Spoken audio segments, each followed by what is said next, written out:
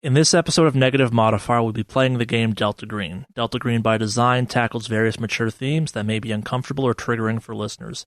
Listener discretion is advised. Hey, it's Charlie, Negative Modifier's Game Master. First off, thank you for giving us a listen. As always, expect something horrible to happen to the players. If you're a fan, support us by leaving a review on iTunes. If you hate the show, consider doing it anyway and enjoying the fact that you've inflicted us on someone else. For the most up-to-date news in the podcast, follow us on Twitter and Instagram. And with that...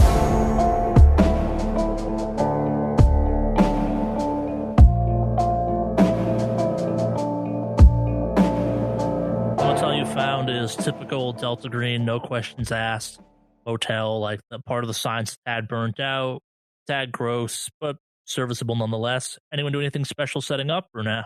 How shady is does this clerk look? What are you looking for? Somebody who might be willing to erase camera footage when we're done here. This place is cheap enough, it probably doesn't even bother having cameras. Perfect. Yeah, you did your research well. Like you found places that had people complaining about how my car got broken into 4 times. They said the cameras didn't work. Never staying there again. There was a robbery and no one saw anything. Let's leave nothing valuable in the car then.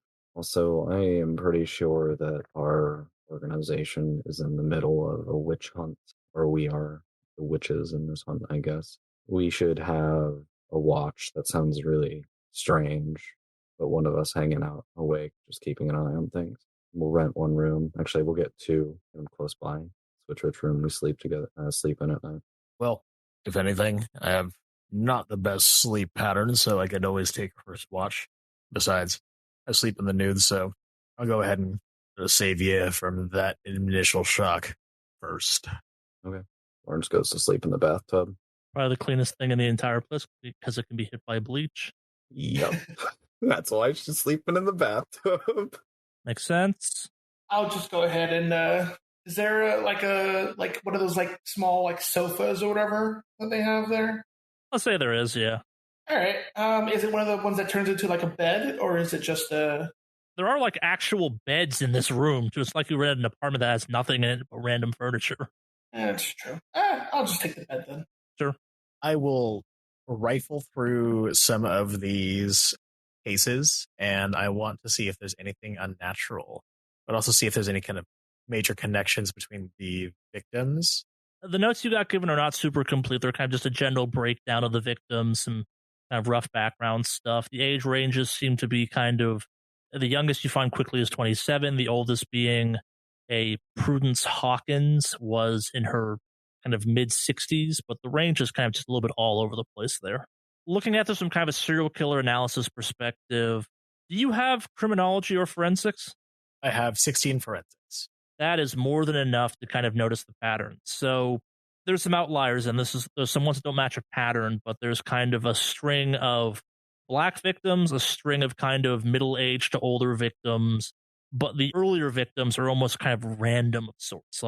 Nothing attaches Sarah Gellar to Abigail Adams, to Patrick Shea, to Damon King, to Daniel Rothschild, to Avena Kovac. Prudence Williams is the first of the older victims, and she's followed immediately by Consina Hilla, who was one of the first black victims. But that's multiple black victims in a row, jumping them back to an older Caucasian victim, though. Okay. And kind of just stick with that pattern for the rest of the list. And then the most recent victim was... The oldest was Prudence Hawkins. She's the older one, the one in mid-60s. How recent was this? Was it you said it was a couple weeks or days? Days. Does Prudence Hawkins have social media? Can I go check to see? Yeah, give me a search on that one. Rolling for a 60 on search. Let's see what I got. I got a 22 critical. Awesome. Yeah, so... Yeah, she's got kind of the middle-aged woman Facebook and stuff like that. Lots of Jesus posts, lots of posts about her kind of grandchildren and stuff like that. Nothing remarkable about her, though, except for the fact that she got strangled to death walking home. And then whereabouts was home? And one of the suburbs of Savannah. Nothing strange about her setting. Geographically, there's no connection to any of the murders either. They're kind of all over the place. And a chunk of them are kind of opportunistic outside ones. Some of them are busting into apartments. A few of them are in houses even. Okay. And then is Prudence Hawkins survived by anybody? Yeah, some family, son. Lives out of state, though. Gotcha. Could I do a general search about the hotel and area? Could I just kind of walk around and see what's kind of around this area? Sure. What are you looking for, I guess? Because I'll probably have it at 60. I guess I want to get a general feel for the area, kind of familiarize myself to it, just because I don't know if Firestarter has been exactly in Savannah before, or has like a general understanding of just like Savannah's local culture. So seeing things out of the ordinary, trying to figure out what is out of the ordinary is a little new. Sure. Okay, yeah. So I'll just give that to you kind of for just general area stuff. So you're in a lower income part of town. The motel you're staying at is used both for kind of, we'll call it very quick stays and emergency long-term lodgings kind of thing. Like it's one of those motels. Nothing remarkable about the part of town you're in. This is quite possibly the kind of most southern you've been in some ways. Georgia's interesting, where kind of it goes from metropolis, which is or kind of very dense city of Atlanta, to once you get outside of that, it gets rural real quick in a lot of ways. And Savannah's kind of an interesting overlap. Like it's a mix of very historical buildings. I guess kind of flavor of Savannah. It is allegedly the most haunted city in the United States. Like, and it prides itself on just how many kind of weird ghost things happen there. Like it is very into how haunted it is as a city. It gets that way from a not great history, both from kind of a variety of brutal diseases, heavy involvement in the slave trade when that was still happening in the U.S., and a variety of other stuff. Like many southern cities, it has a dark history of murder, corruption, violence, and a lot of other stuff that tourism boards now are happy to benefit off of the, oh, look how many ghosts we have aspects of it. But between a variety of things that have happened there, Savannah has multiple mass graves throughout the city. Some are unmarked. The research I did to this basically suggested there's a running joke of like, you're 10 feet away from a corpse at any point in time, you're inside of Savannah, not a fresh one, a buried one. Like it got rocked at one point by I think it was tuberculosis. It's had a history of death and a variety of other weirdnesses that have happened. And as a result, it leans heavy into the haunted aspect of it for tourism purposes, amongst other things. Again, like it's also very beautiful. You Google Savannah, you'll kind of see a variety of pictures of kind of these long, natural, almost tunnels of trees reaching across roads. Those are more in kind of the suburb and rural parts surrounding Savannah. Like Savannah itself, though, is a city. It's a historic city, lots of old buildings, lots of brick, lots of nice kind of old, kind of colonial, historical looking stuff to it. And when you get outside of Savannah, it gets Georgia real quick. Georgia's famous for its peaches, there's farming, there's agriculture, but also it's the South. From where you're staying, you would not necessarily see any of that, but you would be able to kind of understand that. Most of Savannah is kind of farmland and small town and stuff like that. Some parts of it aren't, but yeah, this is Savannah, Georgia especially, is definitely what you would refer to as the Deep South. Gotcha. It can get deeper still, but you are undeniably in the South. I'm going to take a step outside, or I already went kind of like around the building and everything else like that, just kind of getting a general feel of the area. I want to stop by the front desk and see if there's anybody there. Yeah, the guy checked you in is still there. He's kind of looking at you through some very obviously bulletproof glass. I mean, obviously, because there's a bullet stuck in it. He looks at you. What do you want? You already checked in. Yeah. There are places to eat around here, like 24-hour spots. Not open at this hour of the day. You understand it's like 4 a.m., right? Like this is we're a city, but we're not like New York City, a city. Look, man, sometimes you just got a hankering to eat or something. Just checking to see, new to the area. Kind of gestures with them. There's a vending machine down at the end of all the motel rooms, way at the end. Gotcha. Hey, you haven't heard or seen any kind of weird shit that's been happening around this area, right? Outside of this whole like strangler thing, I've been hearing about people talking about this on like the Greyhound over here. Man, that strangler thing is blown way out of proportion. I think it's just a bunch of crimes that kind of link together and someone decided to make it into more than it actually is. The tourism board loves to play up how haunted it is here and how all the history of Savannah, but weird shit just happens here, man. All right. Cool. Just wanted to make sure. I just wanted to know. Thought if I had tried to walk around or whatever the heck, just didn't want to how recently was this whole situation? And I just point at the bullet. Kind of looks at it. I don't know. I don't think that happened during my shift. That was a daytime thing. Oh, all right. Oh yeah, the day shift lady, her boyfriend came by. Oh, I get it. Damn. All right, man. She's fine. She still works here, but that points at it. It's still there. They're better now. They're back together. Yeesh. All right. Cool. Thanks for the info. I head back to the room, and I just kind of wait and see. I don't know if I nod off or anything else like that, but I stay up as long as I can. Yeah, you eventually fall asleep, I assume. Maybe you can swap out shifts. Everyone gets some sleep that night. But yeah, nothing happens that night. It's uneventful. Next morning, what time are we starting off at? Like 8 a.m., 7 a.m., 10 a.m.? Florence is up at 6 and she goes for a run. Sure. I will get up at 8. The harsh light of day does nothing to make your lodgings look more appealing, but they kind of confirm some of the stuff that you've probably all looked up by now in some shape or form about kind of Savannah, Georgia in some ways. Like, again, it's a strange mix. Like, you're probably on the outskirts enough given the kind of financial situation you're in for this locality that, like, you drive far enough and the city just kind of ends all of a sudden. It gets, like, as I said, it gets really rural really quickly when you get outside the city limits. Like, you can probably, from where you're standing, maybe not see farms, but metaphorically see the end of civilization, if you will. Like, it's just kind of trees and land after a certain point. All right. You both make sure to take a shower, get presentable. We're acting like federal agents, so I tidy up and pop out in my little blazer and whatnot. Does our identifications have our names on it, or? Yeah, they have some fake credentials on there for you. Gotcha. they said they wouldn't hold up, right? They look pretty legit. On the last operation, those were kind of less. Gotcha. The concern was if they ran them, they would be a problem. But again, you're not FBI. You're not real FBI agents. Again, these are very well made fakes, but they are still fakes. Yeah. All right. Who wants to be the special agent in charge? We let the new guy do it. New guy. I've been here for a minute, but all right. I was going to say, of all the people, I think Lawrence would be the special agent in charge. Don't you actually work for the feds?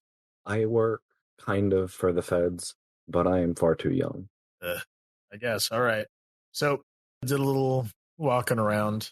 Not the greatest part of the neighborhood. Not really anything else outside, or not really anything else happening late night. Not even like a 24-hour joint or anything else like that. The most recent victim was a Prudence Hawkins. She's the oldest. It happened about a couple days ago. We could stop by the station, get some information, or we could just kind of stroll on into the actual crime scene. We should probably pull the case files, see if we can get the medical reports. I can look over those and see if there are any similarities in there. I mean, it seems as if everyone's just been kind of strangled to death, but we already kind of knew that. No real major connections outside of just the first ones were kind of random, so whoever was doing this, if it was somebody, was just kind of testing that out up until they finally kind of started getting a hang of it, and then old folks, some African Americans, more old folks. It's very possible that whatever we're looking for is using what's going on now to mask their own killings, or that it's all them, or it's nothing. But we need to find out. I pull out my phone again and just kind of hop onto Prudence's social medias. Does she have a funeral coming up soon? I'm not sure whether we posted to her social media. Like, who'd be posting that, I guess? I guess like if there's anybody having like a memorial service or anything else like that, if they're...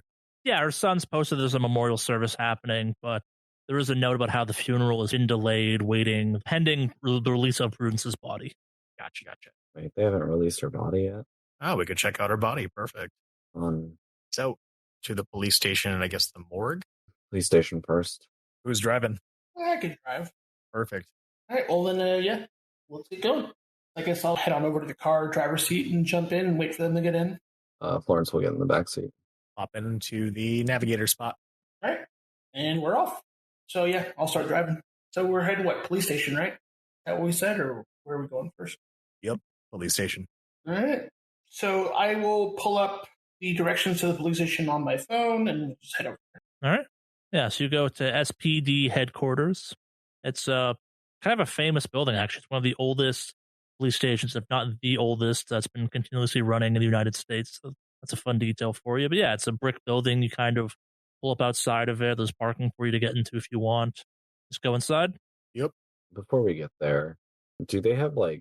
I'm gonna get a ball cap, just a nondescript like ball Sure. cap at a store on the way, and put that on. Sure. All right, you kind of like walk into the police department with authority, or what? I walk in, but I'm pretty subtle. As I walk in, I kind of want to case the joint, or just at least see what's kind of going on.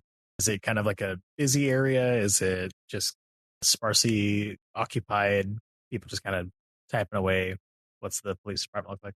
Savannah's not a small city kind of thing. Like it's a decent sized city. It's not massive or sprawling the way like New York City or Los Angeles is, but this is a legit city with multiple precincts and stuff like that that are attached to it. I think it's it's got an army base in the city and stuff like that as well. It's a legit city, it's an airport even kind of thing you could have flown into if you've been able to fly. So yeah, they're busy. They're kind of running around. There's kind of, you hear the voice, like there's lots of people there. There's many officers. They're just talking over each other. There's kind of a din there. There's someone at kind of the front desk looks at you two come in, kind of maybe not expecting you, but kind of like sees the FBI badges or sees the FBI windbreakers and is kind of like just nods, like, okay, what do you do? I head up to the front desk. Hi, my name is Rocco Steele. I'm here with my colleagues to get some records. There's been something that's piqued our interest, and we need some access to some files. Well, welcome to the SPD police headquarters. How can I help you? I'm assuming based on the windbreakers, it's Agent Steele, not Mr. Steele. Is that correct? Yeah, it's Agent Steele, but honestly, this whole formality and everything else like that, we could just be, super chill about this. But if you want to go ahead and refer to me as Agent Steele, you're welcome to do so. Whatever makes you comfortable. I'm assuming you're here about the kind of leans in across the desk at you, the strangling cases. Yes, it is about these increasingly frequent strangulations. We heard there was a Prudence Hawkins that had been a victim recently within the past couple of days, and the body has not been released yet. I wouldn't know anything about that. She is the most recent of the departed, though. You're in luck. Kind of does some typing on the computer. Detective Boone is actually here right now. He's in-house. He's been out most days, given, detective work, and he's the one assigned to this. I can direct you to his desk if you wish, or I can tell him you're here. Well, what is your preference on this one, agents? How about you give him a call? We'll start looking through some paperwork and doing a little bit of our research ourselves. Do you have a meeting room by chance? Yes. The detective will have to set that up for you, though. I don't have the ability to reserve rooms from here. But hold, the guy puts a finger up, dials a number, calls, kind of just a tired voice picks up on the speakerphone thing. She tells you that there's 3 FBI agents waiting for him at front desk, and he kind of goes, then hangs up, and 2 minutes pass, and eventually kind of just a tired looking man, kind of early 50s, late 40s, kind of comes out. His suit's not in good shape. He's been wearing it for multiple days. He looks drained, draggled, and just kind of he's been working a serial killer case with no luck. And it walks up to you. Detective Leon Boone, SPD. You're with the Violence Crime Division of the FBI or something? Chief mentioned he was calling in some help from the feds. Special victims. Yeah, my name is Agent Rocco Steele. This is... And I kind of gesture over to them. Just kind of gesture and say, I'm Hank. Kind of takes your hand. Hank what? Aaron. Hank Aaron? Yep. Like the baseball guy? Yep. No relation. Well, I'd guess not, but I've learned not to assume. And you, miss? Special Agent Sarah Havel. Will offer her hand. Kind of shakes her hand as well. Well, welcome to Savannah, agents, I guess. I'm not sure where to start with this one. Hang on a sec. Gets his cell phone, makes a couple phone calls real quick, and he goes, "Okay, cool. Follow me. We'll set up in one of the meeting rooms. We already kind of we'll set up the meeting room and use to kind of house all the stuff. It's our command center, if you will, and kind of leads you through some of the police precinct. And eventually you arrive at kind of a normal meeting room. Nothing special about it, but there are just kind of boxes and files all over the place in there. And he goes, "Welcome to the Savannah Strangler Command Center, I guess. I can answer any questions you have right now. I can get up to speed if you just want to kind of go through some stuff before we talk to kind of get up to speed on stuff. I'm not sure what they sent over to you. I'll be around all day. They're letting me stay here today. I've been out all week up until this point. Well, first things first, you have a coffee maker? Kind of points down the hall. That one down there. Between you and me, though, there's a coffee shop down the block from here. It's worth the walk. The stuff we have here is one step up from caffeinated tar. Gotcha. Second question, what's your order? Oh, I take my coffee black typically. Although these days I'm mixing it with Monster. Jesus Christ. I'm going to go walk down, grab us something to drink, and I'll be back. I'm going to leave you two at it, make some pleasantries or whatever have you. I would also like to take this time as I walk out to the coffee shop, if there's like the entrances to the police station and just kind of like what securities that they happen to have. Yeah, normal security stuff. There's cameras. There's a reinforced glass. What are you looking for specifically? It's just kind of their munitions locations. Those would not be readily apparent. Okay. You would not know the, I guess, exact layout of the Savannah, Georgia police headquarters, but assumably there's a SWAT department and there's an armory somewhere and probably a shooting range. Like, it's a legitimate building kind of thing. Like, it's a real police officer station. Like, it's the type of stuff they have there. Like, you're not going to have like anti-tank weaponry. They'll have the kind of typical just like police munitions and all that stuff set up there. Gotcha. They're not going to have it like out in the entry area though either. Cool. Yeah, Firestarter's going to step outside and just grab some coffee. Yeah, makes a lot of sense. Detective Boone, when are you slated to release the latest victim's body? Has the autopsy been completed? Yeah, but we're not releasing them yet. We let a couple of them go in the early parts of this. We didn't know what was going on. We just thought it was a bunch of strangulations. But once this got bumped up to serial killer status, we started, keeping them on ice, hoping we'd miss something important, or when kind of gestures, when you all showed up, you might be able to kind of find something we didn't. We've got kind of everyone starting at Constance Hilla on ice right now. I'd like to see the bodies, if that's possible. That can be arranged. Mentioned they're going to send like a coroner down or something, or some type of medical forensics expert. Is that you? Medical expert, yeah. Never seen one as young as you before, but I guess, I don't know, a Doogie Howser type of situation or something. Graduated really early. No skin off my nose. Yeah, we can arrange for that. We can arrange for that. They can pull them out of storage. Any of the bodies of a special interest, I guess? Like, you missed the crazy one. Prudence Williams was the first really grisly murder, and I paused for a sec.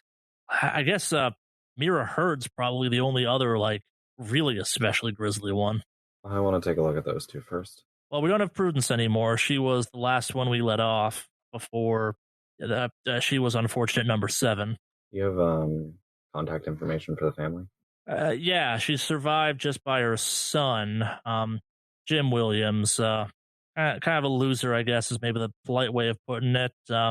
Used to live with her. The house is still also all kind of locked up. That was the first kind of really crazy crime we officially accepted that this was probably a serial killer type of instance. Like, that place just got wrecked and then some. But yeah, I get your son's contact information. Between you and me, though, you're better off not talking to him. He's just kind of a little bit weird. Like, maybe he's slow in the head or something, or just kind of a little off. Those kind of 40-year-old virgin types. Yeah. You have a card, detective? I kind of reached into a pocket. Yeah, here you go. Yeah, if you wouldn't mind setting up an appointment for me to take a look at the bodies and the address where Prudence Hawkins was murdered.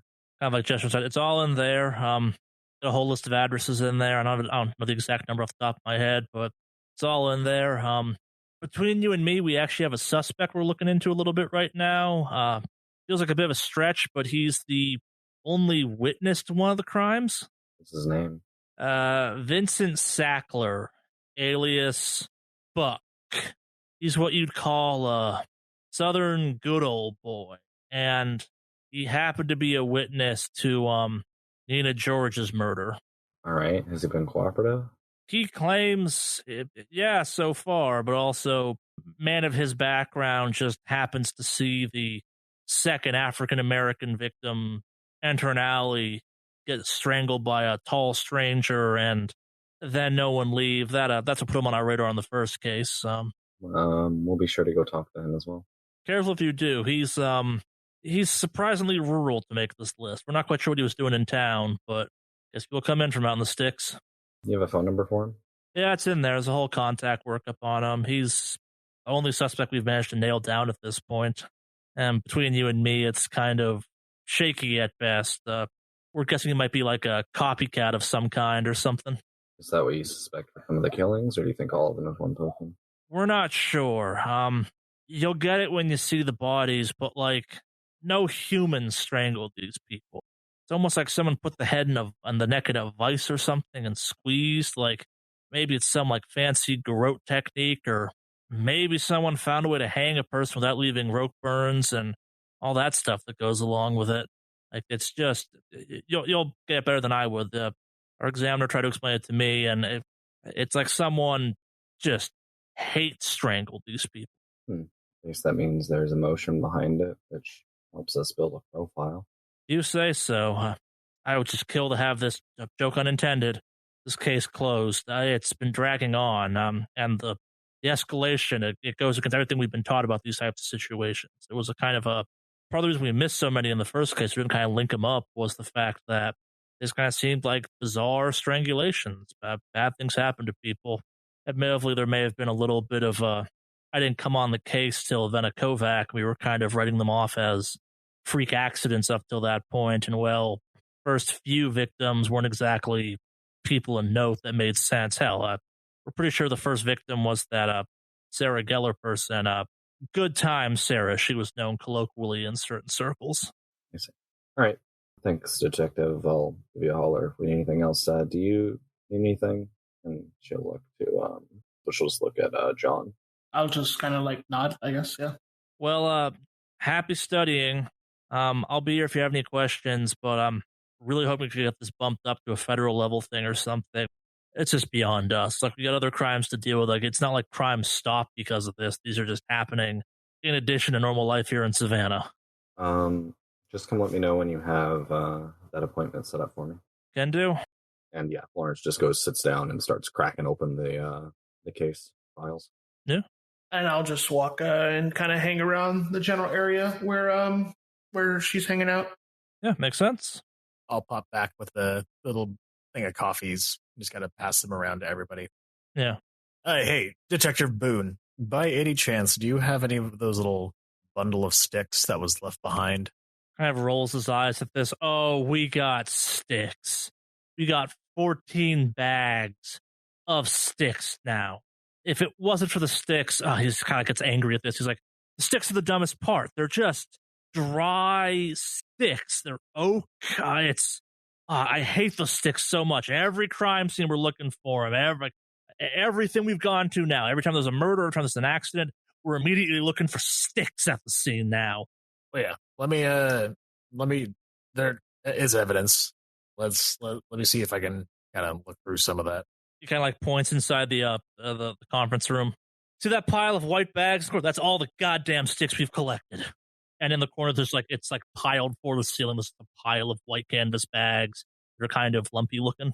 Have they been separated per murder? Numbered and everything. Yeah, no, we wouldn't mix them together. Oh, you never tell them apart. They're just dried oak. I've had forensics run them every single time they come in, and every single time it's just dry oak. Perfect. Enjoy that coffee.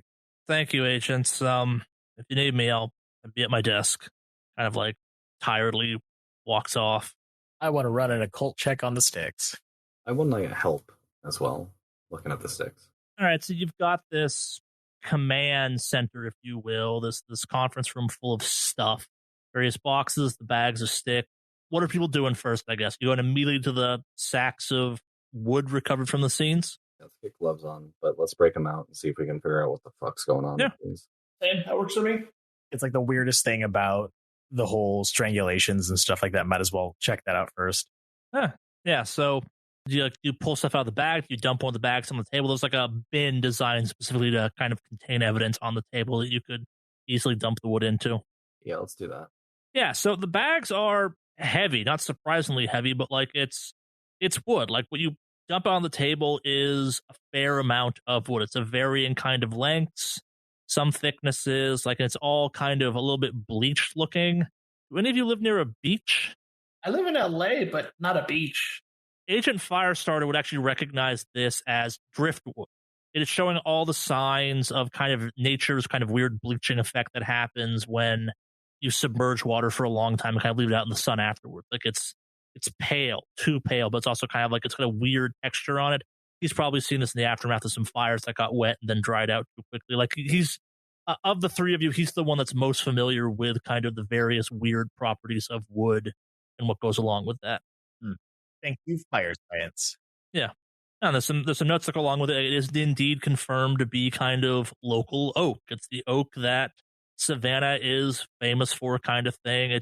The various notes for the wood kind of you're going through, they all kind of note that, like, yeah, it's wood appears to have been submerged for undetermined amounts of time and has gone through kind of the bleaching and aging process that happens in those situations. It's dried somehow, like it must have washed up and dried and then was brought to the scene or something. Like it's all, none of it's from the same tree. It's all just kind of random seeming wood.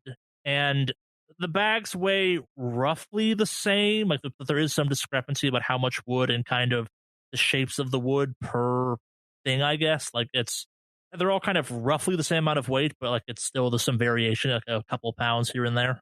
Mm-hmm. Can I cross-reference the weight of the wood bags to the weight of the victims?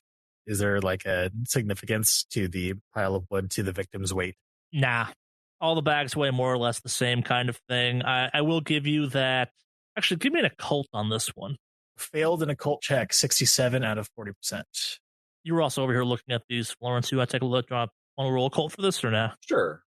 96 out of 25 fail. Fuck it. I'll do mine too then. All right, cool. God fucking damn it. Hell yeah. 10% success out of 28. You're moving these around, and again, like I said, the wood seems to be kind of random, but the more of these you look at, the more it's not a real pattern, because you're definitely leaping at kind of conclusions. You're trying to stretch the truth some, but every single bag contains 2 chunks of wood. And I'm being like real vague about this intention because they're not like definitely looking like this, but kind of you're looking at this, you're kind of moving them around, and every bag contains 2 chunks that, like, maybe to a kid or under the right light or kind of like squinting at them a little bit, kind of almost look like hands. Some of them have 3 fingers, some of them have 2 fingers, some of them have like 2 thumbs and 4 fingers. Like it's, if you're like making a scarecrow or something, these are the parts you'd use to make the hand. They're obviously not real hands. Like these aren't human hands. These aren't like gorilla hands. These aren't even like animal paws, but like looking at them ever so vaguely, they kind of feel like they might be hands. Like again, like using a kid's imagination and all that stuff, like they ever so faintly suggest hands. And there's 2 of these in each bag. What are these, like little golem hands? Bigger than that. Like they're about like, again, kind of like going along with this, like assuming pretending these are hands aspect of this. They'd be for like a larger person, I guess. They'd be big, powerful hands. Again, they're obviously not hands. They're just kind of like slightly curled, maybe a little bit gnarled branches that happen to have some kind of stuff sticking off them. Again, like they're not hands, but amongst everything else, which is kind of random lengths and thicknesses and kind of twists, it's weird. Like you maybe like lay them all on a table with some numbers on to keep track of them. Like they all, when they're next to each other, it's like it's a collection that like a weird person in the woods would have. Oh, these are my wooden hands. I like someone would sell these on Etsy, calling them like hands of the forest or something, and other people would be like, oh yes, I need this for my like communing with nature stuff. Again, they're not hands, but they definitely suggest they're hand-like almost. So cross-referencing the hand-like wood with pictures of like the victim's neck, it looked like these could have potentially been the things used for strangulation. Yeah, so the coroner notes you have access to now that you're actually at the station and going through all of this stuff. It appears and kind of, and it's the same for all of these. The strangulations are strange. They were grabbed by some assumably larger male hands. That kind of the estimated range they're giving. It's like, yeah, the guy's probably like scale-wise at least 6'5" tall kind of thing, and he's strong, really strong, but he's got like maybe some thin fingers to him or something like that. Like it's the markings on the neck where kind of it clamped down the skin are a little inconsistent. Maybe he wore gloves, maybe he had some like apparatus or something, but he clamped down hard.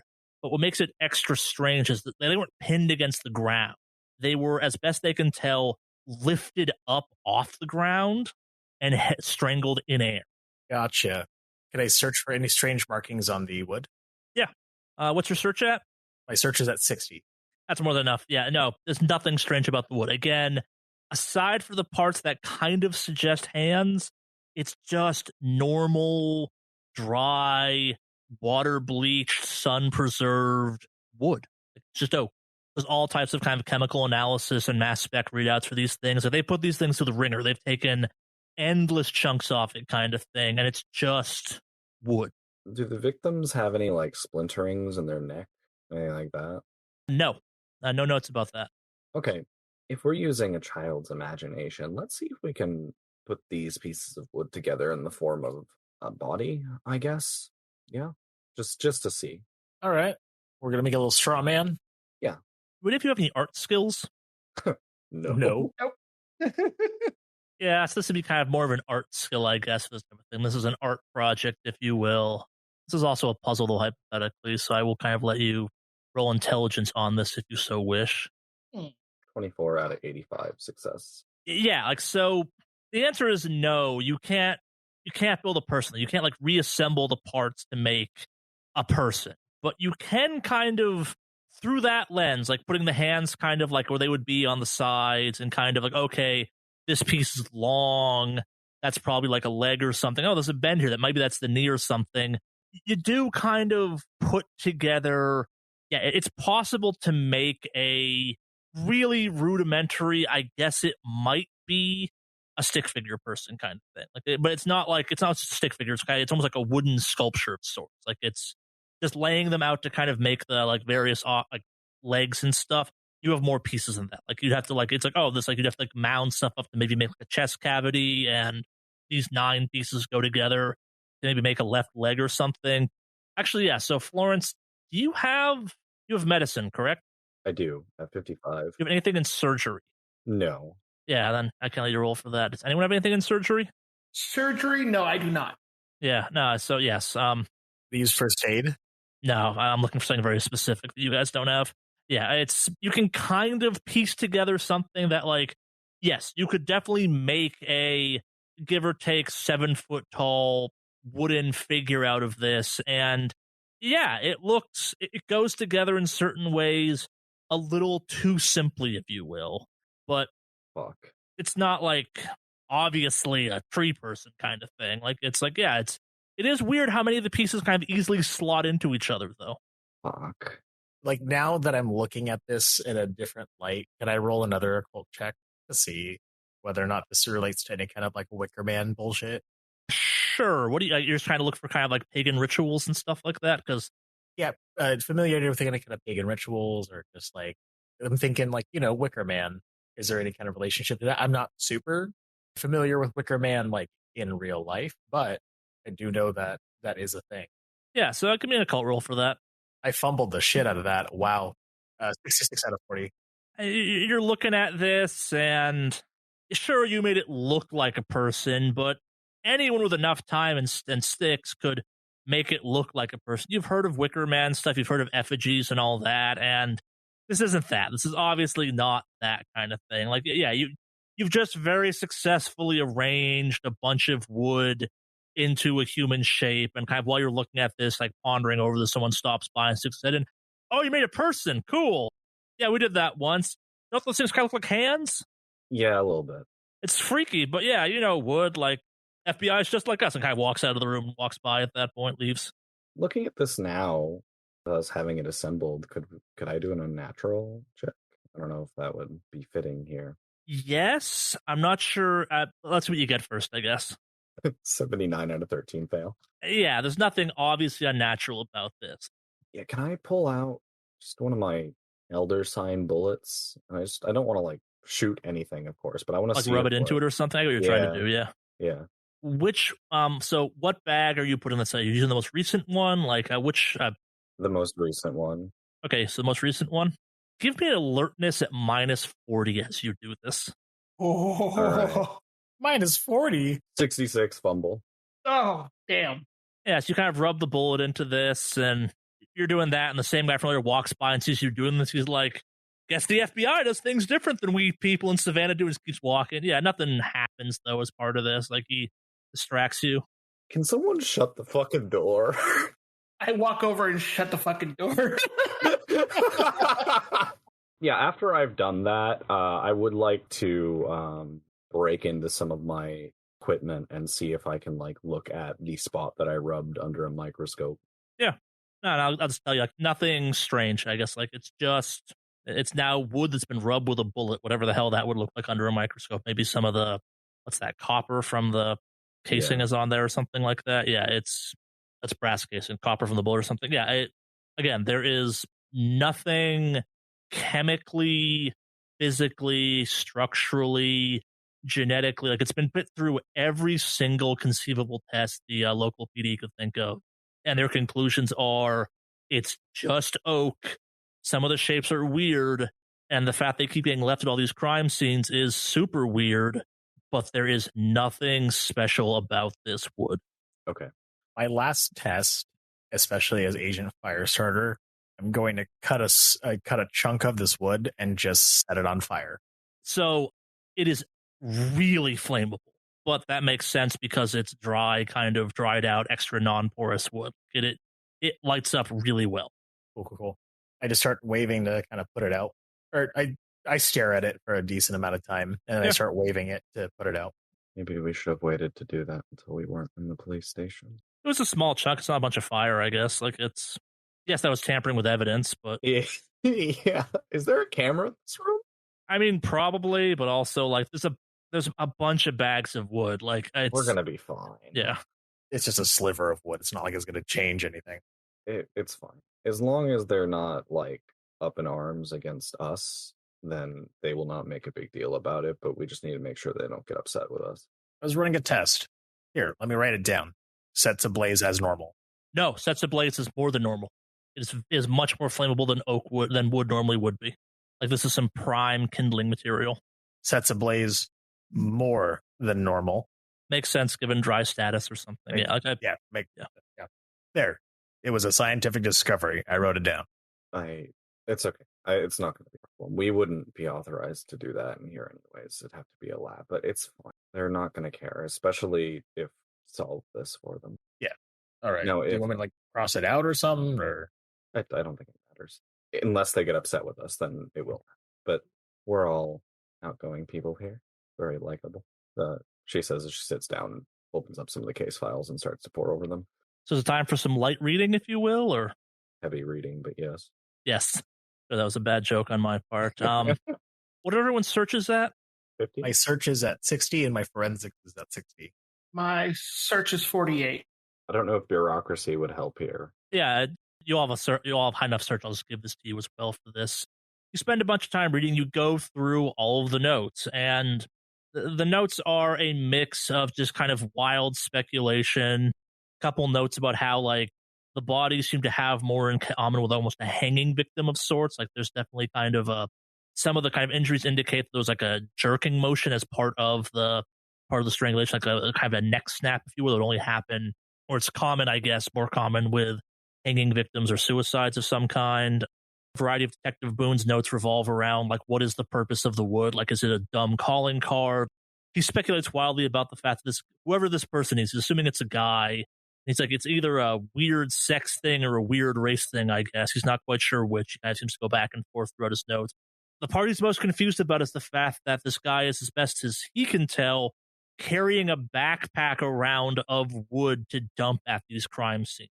The bodies show no signs of being moved from where they're found. Like, he's like, yeah, in the situations where they were found inside of houses or hotel rooms or apartments, like, the rooms are trash. Like, they get smashed about, like a struggle happened or someone kind of tried to run through it. But assuming this is a serial killer, whoever this person is willing to operate in kind of broad view at night or inside of someone's residence, which is unusual for that type of thing, as he understands it. Like, it seems very opportunistic, but also, like, going through some more of the notes, you do kind of get a couple little pieces of information about some of the people. The second most recent victim, Maria Hurd, was dating the fourth most victim, Damon King. The two most violent crime scenes were Prudence Williams and Maria Hurd. They were both in their homes, along with Damon King. Most of the rest of the other ones, though, were just kind of at night in various locations, like along the street or something like that. Again, like at night, so we're not going to excess of kind of witnesses about. But serial killers typically have like a traditional stalking ground or a comfort zone.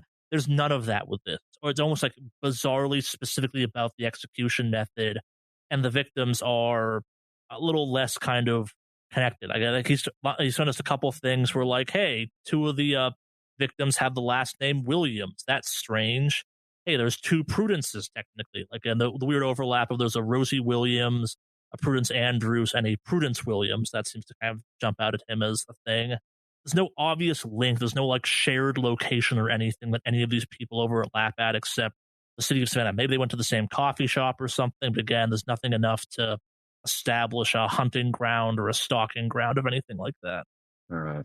You want kind of some read-ups on the more notable people that were killed or nah? Yeah. Yeah, so we'll go in order. Sarah Goodtime Geller, she initially the kind of crime was written off as maybe her pimp or something like that, or a kind of a John got out of control. Again, it was ignored because prostitute, unfortunately, is kind of how these things work. She was murdered in her motel room, and that was the first instance and first murder involving the wood. Notes are like the door just got kicked in hard. Like she tried to fight whoever the attacker was with those smashed up stuff. She was found kind of strangled in the bathroom. The door for that had been smashed in as well. The bed had been kind of like partially overturned. There was damage in the ceiling where something had hit it or something like that. The assumption was that maybe like this person tried to lift her up and smashed her head into the ceiling. There was some marks of plaster in her hair. But yeah, again, like it's no gunshots, no blood, nothing like that. Just kind of brute force and strangulation is the marker of the destruction at this scene. Abigail Adams, just kind of an unlucky one. Patrick Shea, same instance. Damon King was killed in his apartment. Young Rothschild, another seemingly random one. That was a public one as well. Virginia Kovac was killed in her apartment. This one, it seemed like the window was smashed in, though. It came from the outside, through the outside of the building, not through a normal door, if that makes any sense. Prudence Williams was killed in her home. This one came in through the front door and seemed to kind of bash its way through the house and then made its way to her and killed her in her bedroom. Constance Hilla was one of the random ones. Nina George was one of the random ones as well. Irene Carr was again one of the seemingly random ones, although three of those were outside. There are some notes that kind of what made Nina George's murder a little bit more noteworthy was where the other two were just kind of found dead, strangled on the sidewalk. Nina was found down an alley, which they've kind of done a more kind of traditional crime scene of it. Again, they found nothing except a pile of wood and a dead body kind of thing. Some pictures of that. There's a dumpster, some pallets between looks like a restaurant, maybe an apartment building or a shopping building of some kind. Rosie Williams was kind of the return or the starting of the middle-aged white women. Again, nothing kind of uncommon about her. She was strangled in a park. Prudence Andrews was strangled on her porch. Maria Hurd was strangled in her home or in her apartment building. Yeah, kind of George is a lawyer, local kind of person of the community, and Prudence Hawkins was the oldest victim, and she was strangled in her home as well. Basically assumed if they were strangled inside, something just kind of broke its way through any obstacles to get to its victim. Interesting. And like again, like there's no gunshots, there's no stab wounds, there's no blood of any kind. Maybe some from the victims, they got smashed against something, but like it all ends the same way of these poor people getting just not even violently, kind of methodically and brutally strangled while suspended in the air. And then a pile of wood showing up at the crime scene when the police finally investigate. Okay. One of us should jump on social media and see if all of these people have a mutual friend. If not, then I'm not sure what to do apart from take a look at the bodies and the crime scenes. I can jump on the social media thing, but I'm actually more interested in if there's any kind of markings or anything else like that left in the bodies or crime scenes. Well, we're just waiting for a go-ahead to go see the bodies, so until then we can keep ourselves busy. I mean, we should all probably jump on the social media thing. It'll be faster. I will pull up Soch and start looking. Ditto. Well, do you want to go off and inspect the body now, Lawrence? Or Oh, if it's ready, yeah. Yeah, they're ready for you now. But Oh, cool. you've got suspense. Again, looking through all this stuff took some time. Like if you guys got here at, we'll say like 8 a.m. or like 9 a.m. because that's when you left, it's easily like 1 or 2 in the afternoon by now. The bodies have been kind of pulled up and they're ready for you at the morgue. Sweet. Let's go take a look. all of you going, or just Florence? I will be checking it out too. Yeah, I'll follow along with Florence. Yeah, so you gotta kind of go across town, go to the morgue. Kind of an older gentleman kind of meets you there. He's like, you must be the FBI agents. I'm local PD's forensics expert, I suppose, when it comes to the recently deceased in a medical way. I'm prepared for you. I pulled the three most recent victims. They're on the slab waiting for you.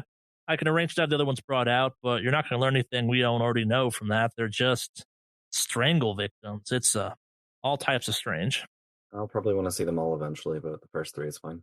Understood. I was warned that it was some type of a young doctor type of situation. Well, my name's Arthur Wood. I'm the medical examiner here in Savannah. Sarah Hagel. Nice to meet you, Sarah.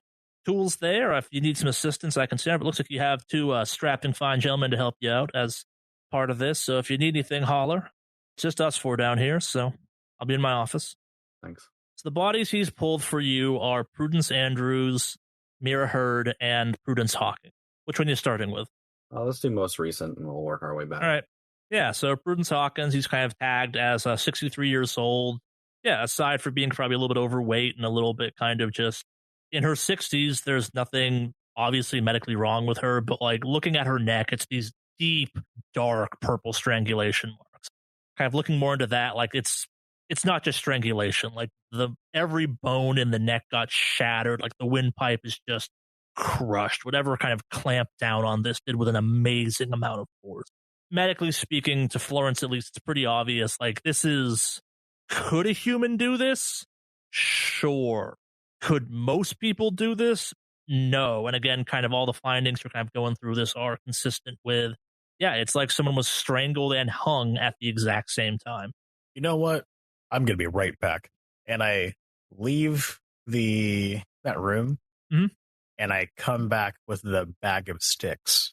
All right, so you brought some of the bags with you? I brought the bag of sticks that is related to Prudence Hawkins. Okay, yeah. All right. Which one of these looks the most hands-like to you guys? We already found those. So I grab the bag of sticks that's the most hands-like, and I kind of lift them up, and I kind of start trying to match it up with some of the strangulation marks that's around Prudence's neck. Yeah, so it fits really well. Like the bends in the wood line up, almost like puzzle pieces around the neck kind of thing. Like maybe we're gonna call them the thumbs because they're not thumbs. It's wood again. Like this thing doesn't have thumbs. Maybe they kind of get in their own way. But like if you're believing that these are in some way possibly hands, sure looks like these are what strangled her. Anyone else seeing these guys line up? Yeah. I think we found the murder weapon. Let's keep that between us. Yeah. All right. We need to see if there's anything else that matches these people. Like, they have any matching tattoos. I don't really know if I want to cut them open, but... They're already cut open. It's normal kind of corner stuff. Then, I mean, Florence is just going to start, like, examining the body as she would normally. Oh, what's your medicine at? 55. Yeah, that's more than enough. Yeah, again, it's weird to say this, but there's nothing wrong with these bodies aside for kind of appropriate common medical stuff for those ages. Maybe someone was sick. Maybe someone has high cholesterol. Maybe someone has like a bad liver or something from too much partying or something. There is nothing that caused their deaths or strange about these bodies except for they are all just brutally strangled. If you were to line up the other hands that matched up with the right bodies, you can repeat the same effect pretty easily. Again, they don't go back together perfectly, but like they puzzle piece together around the necks a little too correctly. Fuck. Yeah. This is... Well, I mean, it confirms our theory. Hey, the thing that you were doing when you were rubbing that bullet onto the stick, if you start rubbing bullets on these folks, would you kind of get the same results that you were looking for? Or, I don't know. Like maybe, I don't know, was it something they ate? Like, you know how like that old legend of you ate watermelon seed is going to grow inside of you? Yeah, I mean, I will just like kind of cup the bullet with my hand and just kind of like hover it around the people, see if they react in any way. Nothing. Nothing. They're just cold cadavers. Nothing's wrong with them. I mean, there's no markings that relate them. No tattoos. Nothing strange. Like, I mean, feeling the neck, it's broken, right? This is as much a strangulation as like a crushing of the neck. Like the only reason you can tell it's a strangulation is that, like, again, the marks of a strangulation are on the neck. But like, yeah, like everything inside the neck, anything you could crush in a strangulation is just kind of mashed together. Maybe not into a pulp, but it's just crushed. Can Florence determine like how long they were being choked before they were crushed, or I don't think that's possible. yeah, probably not. There's a set amount of time most people kind of die of strangulation in. I'll go back to kind of my comment of like there's all the signs of this is a simultaneous strangulation and hanging, like it has the kind of blunt wounds and snapping motions of someone being like lifted up or stopping downward descent really quickly enough to kind of do the next snap at that point. You said it's all bruised up, but there's no actual like breaks in the skin as far as stuff coming out. It's all No. Okay. Yeah, again, like to go back to what you kind of found in some of the notes and what people have talked about, it's like someone to put a clamp on this thing and just kind of like clamp down the entire thing with way too much force. Again, humans can't do this. I think like kind of like an example of this might be Florence may have at one point in time seen like the victims of this actually happens with kind of that work zoos every once in a while. Like a gorilla will grab your arm and it's so strong it just kind of like crushes everything down to the bone. Like they're just it's way more than human strength and more than human bodies are capable of kind of withstanding in a sane form. Like it's almost an animalistic strength to it. It still feels very human because it's still kind of, it's a familiar human action. Grabbing someone's arm, that's a thing any human can do hypothetically as long as they have functioning hands. But if you had like 8 times the strength of a human and kind of put all your weight into it at that point, you would just snap the bone. Like it wouldn't poke out necessarily. Maybe one of the victims is a chunk of bone sticking up. That's not what killed them. It's pressure and the strangulation, the crushing that was placed on the neck. That's what caused the poke outs of any bone that happened. But also there's so much pressure being applied to such a small area, it just kind of pushed it all together. Think like the bones inside of that are probably more akin to like crushed ice and bone shard than like big jagged chunks. Interesting. All right, we should go check out the latest victim's home where this happened. Could I bring the bag of sticks with us? Sure. I don't know. Your call. Yeah, they're not going to miss it. You got to sneak it in my bag or something like that. We'll get back to them. If you're going to take it out, you should probably sign it out. They usually do an inventory check after someone's been looking through a case anyways, so... Yeah, but that means that I'm going to have to sign a name onto an official document. You're signing a fake name in. I mean, look, I don't know if it's a good idea to bring them, but what I do know is that after we're done with the police anyways, we're going to have to take it all and make it disappear, so... Aw, fuck yeah. I get to set fire to a police station. Don't dash my dreams, girl. We'll talk about it. I'll just put them back now. We done with the bodies? You want to kind of investigate them more? I think I want to do a last once-over for any kind of strange markings on the bodies outside of the... Nothing. There's nothing. They're just... Again, the only thing that kind of in any way, shape, or form noteworthy about these bodies is the just ridiculous strangulation marks. Gotcha. Any weird smells? No. At this point in time, they just smell like formaldehyde. That one, yeah. Well, they've been kept on ice. Like you really typically don't kind of preserve corpses in a morgue. You just put them on ice so they don't decay. All right. Well, I am done with that then. All right. So as you walk outside of the morgue, you get a phone call from Detective Boone. Hey, I set up an appointment tomorrow. I called Jim Williams in to come kind of talk to you all. I think we kind of talked about that earlier. I couldn't remember though. I figured you'd want to meet the guy whose mom got killed. Yeah, thanks. Yeah, they used to live together even. I guess like he was out at the time it happened, but he's the one that found her. Yeah, we'll talk to him tomorrow. Yep, got all set up. He'll be down. He's an interesting fellow. Kind of just like makes a sound at that. But yeah, you'll see tomorrow. And hangs up at that point. Oh shit! Did he hang up? You can call him back if you want. What other questions you got for him? Yeah, just did he say that Prudence Hawkins' house was locked up? We've got we got the last couple crime scenes on kind of like we got them tagged to keep people out and stuff, but Prudence isn't worth going to. Between you and me, it's one of the more mundane of these crime scenes. If you're looking to kind of investigate these ones, you want Prudence Williams' house, Mira Head's apartment, or Sarah Geller's motel room. Those are the interesting ones. We didn't kind of put 2 and 2 together on Damon's early on enough. We kind of wrecked that one a little bit on our end, but I can set that up for you as well. But those are the ones that stood out. The other ones are just kind of unremarkable smash-ins. Again, most of the people got strangled out in, well, not broad daylight, but out in the street, which, yeah. It's still kind of good to check. I can set it up. You're not going to find anything. It's just a little old lady that lived by herself's house. I just write down the 3 names. Yeah.